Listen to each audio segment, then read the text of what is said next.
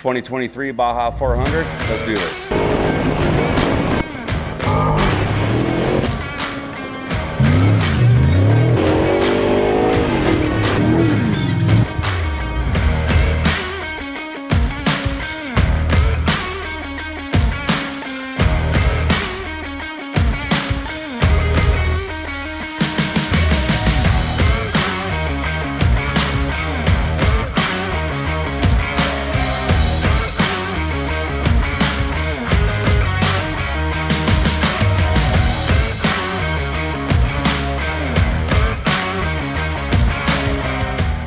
We were super stoked going into the Baja 400. We were really excited. We felt that, the truck was 100% ready. Kind of gotten our feet wet with Baja at the 500 with Ensenada and stuff, because it had been 20 plus years since we've been back down there.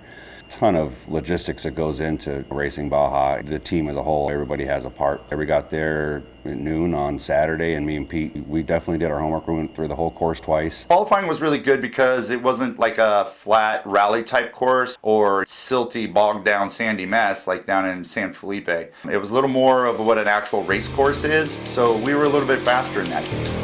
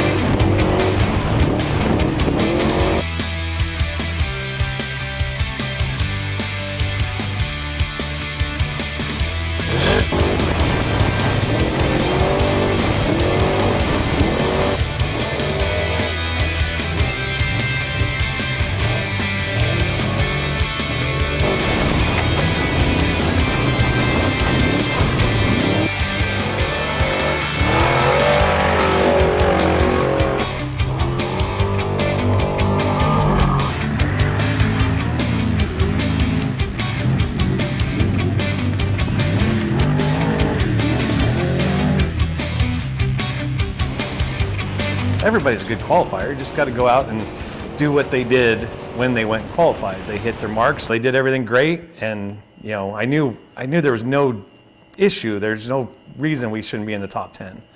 And we were the fastest for quite some time. And those guys that come in, and McNeil's going to be fast, and San Pedro. We're right where we wanted to be, and I felt it was a really good spot. Pulling up to the start line on race day, we didn't have a whole lot of concerns. We felt really good. We felt that we had done our homework. We qualified well.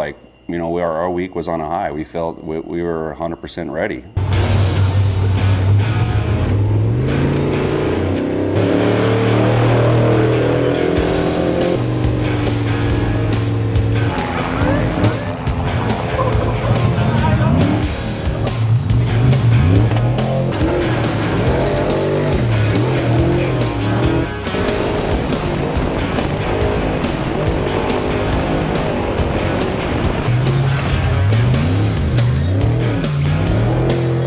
First 80 miles, it was blackout dust, and you couldn't really see anything. We were just driving, what we could.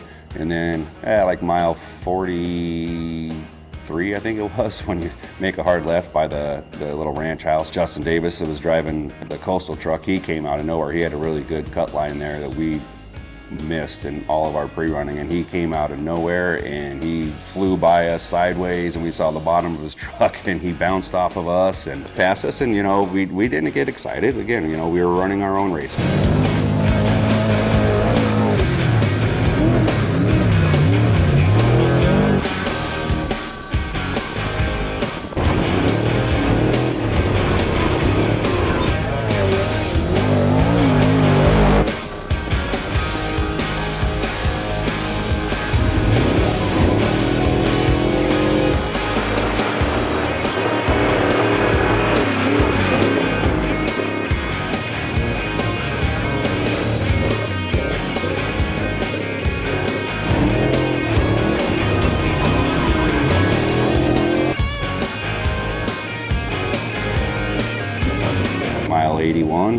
course kind of goes right, and we were going that way. And I wasn't on the GPS, and I saw a line that looked like it was opening up straight, and I called it, and then he's gotten to the point where he really listens to me, so he did turn into it and then realized it was wrong.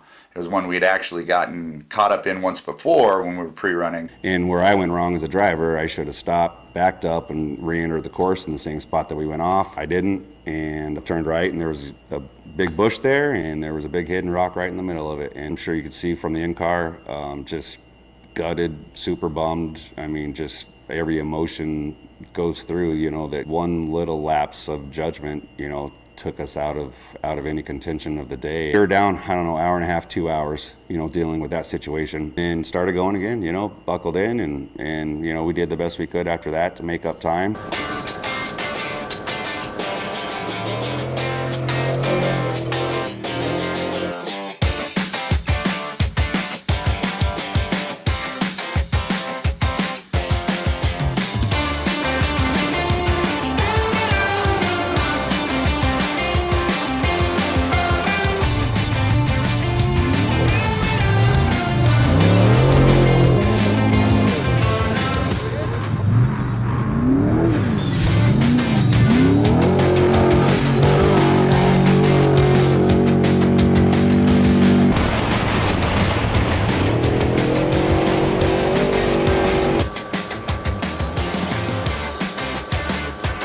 The rest went really, really well from there. I mean, obviously we're now in clean air. We're behind really slower cars.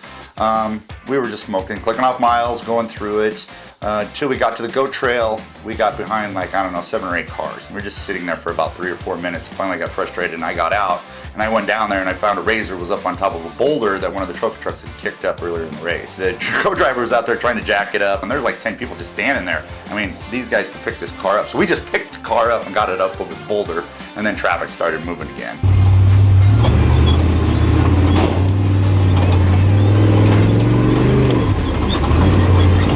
Once we got down the GO Trail into Valley T, we stopped them, put another drive shaft on the truck, and just did a quick once over and sent them on their way.